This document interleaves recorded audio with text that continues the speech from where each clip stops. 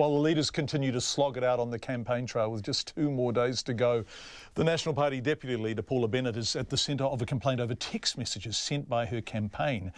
The Electoral Commission is investigating the messages sent to 40 Upper Harbour voters, that's in Auckland, in which all their mobile numbers were visible to all recipients. The incident comes as the Commission was forced to defend its policy of allowing advance polling booth staff to take ballot boxes home with them at night for safekeeping if there's nowhere safe to store them. Anusha Bradley is looking at all of this.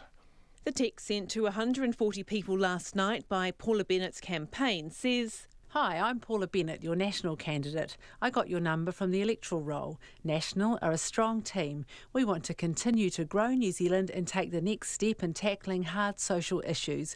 We know what needs to be done and how to do it. Please support me and the National Party, Paula." Paula Bennett says in a statement the text was sent by a volunteer as part of her campaign's normal phone and texting of voters. Unfortunately, one lot went as an iMessage, which means the 40 numbers could be seen. No other names or details were disclosed. We get our numbers from a variety of places over time, including door knocking and canvassing. One of the text message recipients told RNZ she's never given her number to the National Party. She feels her privacy has been breached and she's complained to the Electoral Commission. And the woman, who didn't want to be identified, says she voted National last election, but after the breach won't be doing the same this time.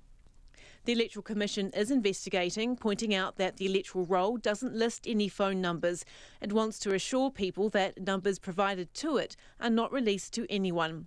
Meanwhile, the Electoral Commission is defending its policy of allowing polling booth staff to take ballot boxes home overnight for safekeeping.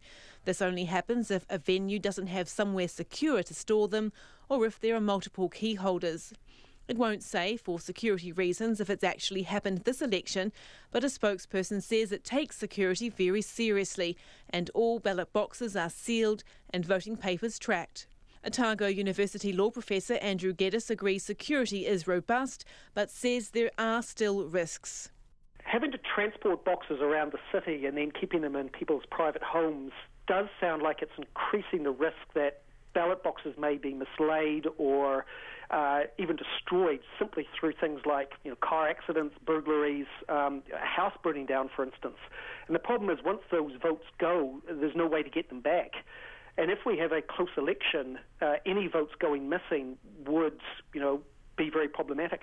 Labour leader Jacinda Ardern, who cast her advance vote last week, was surprised to learn of the practice. It does leave some room for error, though, and that may raise some questions in people's minds. I would have thought there would be a better way to secure our ballot boxes. Greens leader James Shaw is extremely concerned. I'm absolutely flabbergasted. I mean, the security of the votes is absolutely paramount to the effective running of a democracy and of an election. I would have thought that they would be in a secure location rather than at people's homes. And the fact that nothing's gone wrong so far, I wouldn't say is an indication that nothing will go wrong in the future. James Shaw says the Electoral Commission needs to review its processes.